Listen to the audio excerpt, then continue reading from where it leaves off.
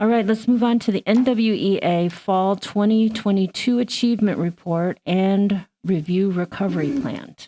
Dr. Swift. Thank you, Madam President and trustees. I appreciated the Performance Committee on Thursday evening. They worked overtime. We had a very, very long meeting, and we once again reviewed our fall achievement data. So Ms. Dawn Linden and Mr. Dan Berger are joining us to walk us through the fall NWEA Achievement Report, and then we'll be happy to take questions.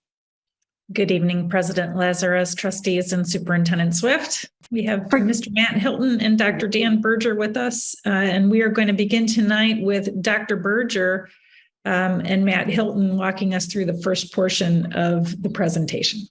All right, good evening, trustees. We're happy to have this opportunity to take a look at the fall 2022 NWEA results for the Ann Arbor Public Schools, discuss some of what we've learned from them, and present some of our next step towards intensifying pandemic recovery efforts. If you go to slide 2, please. In this presentation, we'll first present a brief introduction and contextualize the moment before digging into the NWEA results. Following that, my colleagues will take over to discuss our next steps. Slide 3 lists some reminders about our recent NWEA administrations. As we've discussed all of these things in prior briefs, I won't go through them in detail tonight, but they are here for your information if you want to look back and remember some of the things that we've told you at some other points in time. So slide 4, so we look to this year's results to tell us where we are and where we have yet to go. Our goal, as it says here, is to ensure that each and every student reaches high levels of achievement while demonstrating appropriate growth each year. This slide also contains language about our legislative requirements around benchmarks, but ultimately we administer and examine the results of the NWEA as a benchmark so that we can learn how we're doing and so that we can see where we can improve. So if you go to slide 5, before we look at our current data, Mr. Hilton will speak to our current on-the-ground context. Great. Thanks, Dan. Trustees, good evening. It's nice to be here with you. As Dan said, I want to take a few minutes to just share with you some key understandings and to set a little bit of context around the NWEA data that you're about to see. The first thing that I want to say is that we all know the pandemic continues to impact the academic outcomes, the mental health, and really the everyday lives of everyone in the Ann Arbor Public Schools. And as such, much of our work in response to this is really ongoing, and it's going to occur over many years. The second point that I want to share with you tonight is less of a point and more of just a reminder, really. It's actually important that we take a minute and we remind ourselves of the context of school during the fall of 2021, because while it's true that we returned to full-time in-person learning, it's also true that we did so in a way that we have never, ever done before. And in doing so, that had some implications for teachers when they were implementing our teaching and learning practices. So to say just a little bit more about that, you know that when we returned in the fall of 2021, we did so with all the COVID precautions and mitigation efforts in place, from masking to social distancing to health support rooms to close contacts to quarantining. And I could go on. I won't. It's not exactly an exciting trip down memory lane, but it's one that I do need to remind you of. So in the context of all of that, all of the social distancing in quarantine, and as that really began to play out as we went through the fall, what that really meant for teachers was that at any given time, a child or two might be falling ill or becoming a close contact, and so they'd have to quarantine for up to 10 days. It might be then that 5 days later, another child could fall ill or be a close contact and need to quarantine. And eventually what ended up happening was this real revolving door of kids coming and going for very serious reasons. But what it did, that coming and going, is that it impacted the rhythms and the progressions of our small group instruction. And so to just say that very plainly, teachers were constantly shuffling their small instructional groups, which is exactly where much of our targeted and differentiated instruction occurs for kids. So we never really got into those consistency, there's consistent groupings of children and the progressions and the rhythms that we normally have over all the previous falls. Now, having said all of that, I think it's also important to just note that our teachers really managed all of this in incredibly professional ways. And while they did, it also had this impact on our small group teaching and learning practices. The upside is that so much less of that revolving door has occurred this fall, and we are really focusing our efforts on ensuring that all of our students are making strong and continuous academic gains in the ways in which we want them to. Last point, trustees, and I think this is a really important consideration to keep in mind as you begin to see this data. It's important to note that what you're about to see from the NWEA data is that it's just one measure, and it's at one, and it's 1 point in time. Now it's an important data point, and when we use it in conjunction with other data points, that's when we can really begin to understand what individual children need, and then design instruction to meet those needs and maximize student learning. Dan, I think I'm turning it back over to you. Thanks, Matt. So if you go on to slide 7, as we look at our NWEA results from fall of 2022, the Ann Arbor Public Schools continues to demonstrate achievement at all grade levels in both reading and mathematics that exceeds national pre-pandemic 2020 norms. Slide 8 details our fall 2022 NWEA mean reading performance. The orange triangles that you see on this display are AAPS mean RIT scores, and the lime dots are the national norm mean RIT scores for each grade level. As you can see, our mean RITs are above the norm mean RIT scores at every grade level, K through 8. Slide 9 presents these same data in table form, and we're about 2 to 5% above the norm RITs across grade levels in reading. Slide 10 takes a similar look at our fall 2022 NWEA mean math performance. The navy triangles are AAPS mean RIT scores, and the lime dots again are the national norm mean RIT scores, in this case for mathematics for each grade level. Again, our mean RIT scores are above the norm mean RIT scores at every grade level, K through 8. And slide 11 presents these data in table form. And for mathematics, we're about 2 to 7% above the norm RITs, mean RITs across grade levels. Slide 12 takes an historical look at our mean fall RIT scores by grade level. Recall that the italicized scores in the middle that represent fall 2021, we want to consider those with some skepticism, as the administration was quite different in those years than in the years before and after. Our mean RIT scores, if you look across here, across different grade levels and across math and reading, our mean RIT scores have dipped slightly as a result of the pandemic. We can especially see that impact in the lower elementary grades. But as we've just seen, they remain above the national norm mean RIT scores. So we're not quite where we were pre-pandemic yet, but we're still above the national means. Along with the lower RIT scores, we also have lower percentages of students at or above that mean RIT score. And when you look at our percentages, if you look across different grade levels, different subject areas, those are in the 60 to 80% range for the most part. And recall that this is compared to nationally normed data. So that's a normal distribution. If we were achieving exactly average results, our percent of students at or above grade level would be 50% across the board.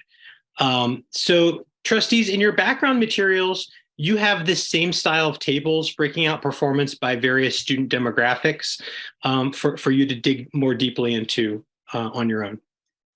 So far we've been looking at our average achievement, and now we're going to turn our attention to student growth. So slide 13 just gives it a bit of an overview here. NWEA norms specify expected growth for students based on their prior performance. The Ann Arbor Public Schools are still working to recover to our pre-pandemic growth rates. particularly among the lowest achieving students. So slide 14 is one that you have seen before. This is a rerun from last spring. When we last gathered to discuss NWEA results, we showed this display detailing the percentage of our students meeting NWEA growth targets. So based on these percentages, we say this percent of students met the growth that NWEA would expect them to make based on where they started out. So historically, we've looked at this fall to spring growth in the spring. But in our analysis with fall data, we took a closer look at that fall to spring growth from last year to see what underlies these results. And that's what we're going to look at in the next two displays. Slide 15 takes a closer look at the reading growth results. Specifically, we've separated out the percentages of students meeting NWEA growth targets by higher and lower achieving students. So the orange dashed line is a repeat of all the students meeting their reading growth goals from the prior slide. The green line represents growth performance for our lower performing students, those that NWEA recognizes as below average. That is about 19 to 25% of our population falls into that green category, depending on the year and the grade level in the subject area. The lavender line above the orange represents the growth performance for our higher performing students. So the takeaway from this display is that we've not historically and are not now achieving the same level of growth for our lowest achieving students as we are for our higher achieving students. And then the second takeaway from this is that we've also not recovered pre-pandemic growth levels for either group. If you look to the right of the red dashed line, which represents the beginning of the COVID pandemic. Slide 16 provides the same basic display for our math growth. Similar to the last display, the navy represents all students, which was from 2 slides ago, the navy line there. The green represents our lower performing students, and the purple represents our higher performing students. Again, in math, like we just saw in reading, we've not historically and are not currently achieving the same level of growth for our lowest achieving students as we are for our highest achieving students. And again, we've also not recovered to our pre-pandemic growth levels for either the low or high achieving students. So we're still working on that recovery piece. Slide 17 summarizes the 3 main takeaways from our NWEA results that I've tried to highlight here this evening. So number 1, the AAPS continues to exceed national pre-pandemic norms in mean RIT scores in both mathematics and reading, and thus in the percent of students that are at or above grade level in both those subject areas. The second takeaway is that the impact of the pandemic is still evidenced in lower mean RIT scores across grade levels and subjects. And more significantly, you can see that in the lower elementary grades in both reading and mathematics when compared to pre-pandemic levels. And then finally, our growth data indicates that students performing in our lowest groups are not meeting the growth goals at the same rate as their higher performing peers and require additional layers of support to close gaps in more urgent and targeted ways. Ms. Linden will take over from here to discuss what those ways will look like moving forward. Thank you, Dr. Berger. Appreciate it. We have spoken recently when we shared an update about our intervention efforts and our recovery plans with respect to the 98C funding that we're anticipating coming our way soon. So some of this will be a review. But I think here what we're trying to really emphasize is that the recovery process is multi-year and it's 12-month comprehensive. So summer becomes really, really important time for us to recover and to accelerate the learning for students who need to accelerate growth. So in the next slide, we'll take a look at a slide you've seen before. This is slide 19. We are layering in some significant coaching. Those coaches in our buildings, in our elementary schools, not only coach teachers in great practice and pedagogy, but they also coach teachers in applying the diagnostic assessment data that they collect. So not only administering the assessments, but understanding them, grouping students for instruction. As Mr. Hilton shared earlier, those important small group opportunities that happen every day. So really maximizing that time. Coaches are critical in that work, but our coaches also provide direct intervention to students. So they work with caseloads and groups of students in both reading and math. So that's happening. In the gold column, you'll see that work of daily intervention that's happening with the classroom teachers. So in elementary, this is small group targeted instruction, students grouped for skills that they need to support and work with. Those happen through diagnostic screenings and formative assessments, and those data points are numerous. They're happening every week. Groups are being regrouped according to the needs of students. And so when Mr. Hilton shared that the NWEA is just one measure, it's an important way we look at growth at a district level and a school-based level. And the work of our incredible teachers and coaches is really where the impact and the monitoring happens weekly. At the secondary level, students are enrolled in courses. Those courses very specifically target their learning to support their success in their courses and to advance their skills. In the purple column, these are specialized programs. These are service provision programs, and they're a part of our significant responsibility and our moral responsibility to serve students who need those extra layers. So our English learners are supported by English learner teachers, certified EL teachers. And you'll recall, trustees, we serve over 2,400 English learners in our schools every day. Those services happen during the school day through push-in and pull-out. So through the core classes, and then what we call a plus more model, so additional time and intervention. The same is true with our Title I teachers who are certified, incredible staff who work with caseloads. And that's happening every day in our buildings. But another really important part of this purple column is the family engagement these team members do. And that's through interpretation, translation, outreach, ensuring families are connected, understanding what's going on in the schools through literacy and math nights, and so much more. And then in the teal column at the end, this is the sports beyond the school day. So this 12-month recovery plan really depends upon a robust, extensive summer program. So we'll talk a little bit more about what that looks like. And also these really important additions that trustees, you helped by supporting us through your approvals so that we could add things like Delta Math, RTI, Lexia, and Dreambox to our repertoire, and allowing families and students to have access to tools that will help them recover quickly outside of the school day. We also, of course, have robust credit recovery and support through online courses, grades 5 through 12. So that's a review of, in synopsis, of how we intervene and how we help students recover during the school day and outside of the school day.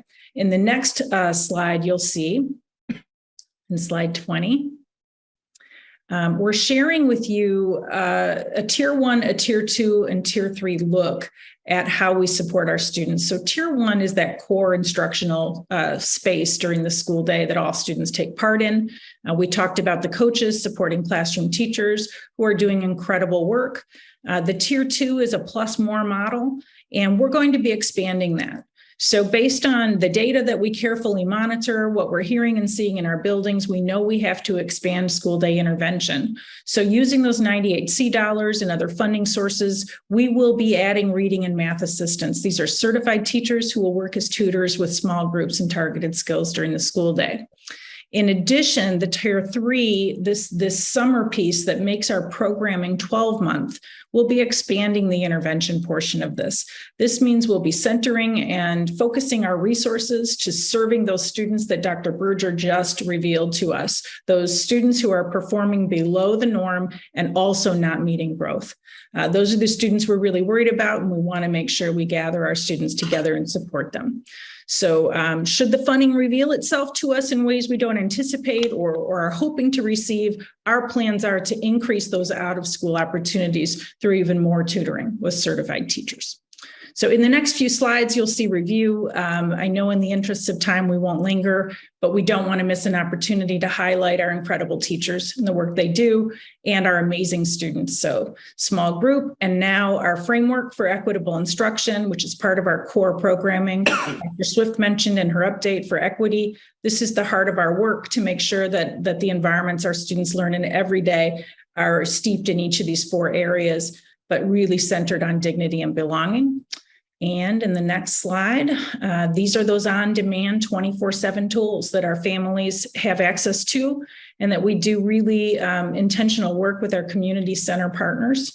And I want to thank Nancy Shore for her work in connecting us, folks like Anne Marie Nickel-Turner, Tony Stam, others who work directly with our community centers to train and to support with access. And I want to thank this board for supporting the purchase not only of these tools, but the Chromebooks that students use to access those. They're really critical and they work. In the next slide. This is just a recap of what we will continue to do. This has been our practice and will continue to be. We will closely monitor and we will adjust. We know we need to be nimble. We know we need to ensure that students don't slip through the cracks, and we want every single student to be successful. So we'll keep monitoring for that.